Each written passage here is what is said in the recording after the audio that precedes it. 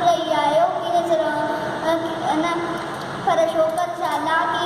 पर शोकर चालाकी कई हिकदम लेटी पियो धरती ते मथां कयाईं उठ छुटीअ ते हिकदम लेटी पियो धरती ते मथां कयाईं उठ छुटीअ ते शींहं छटीअ जे मथां खपी पियो वञी वाघूअ जे वात में छोड़ियो शींहं छटी ऐं वाघू ज़ख़्मी भॼण लॻो कोई शोकर दल शींहं छटी ऐं टोपी आयो कि ॾिसो हुन वक़्तु विञाए शोकर नंढो